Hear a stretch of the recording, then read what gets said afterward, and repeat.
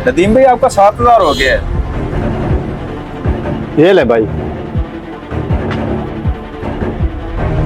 नदीम भाई ये तो 4,000 है, 3,000 और दें। भाई रख लो, तुम्हारी कौन सी अपनी शॉप है, मालिक भी यहाँ पे नहीं खड़ा। नदीम भाई आप कैसी बातें कर रहे हैं? मालिक मेरे ऊपर भरोसा करके और मेरे हवाले करके जाते हैं सारा कुछ। मैं ऐसा नहीं कर सकता।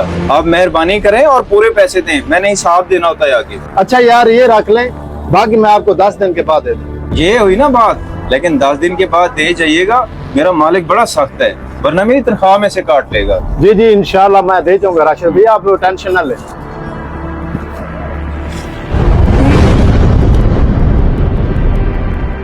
यार 10 दिन से ज्यादा हो गए, नदीम भाई ने पैसे नहीं भेजे अभी तक। चलो खैर, मालिक से तनख्वाह में से कटा लूंगा और नदीम से मैं खुद ही ले लूंगा बात।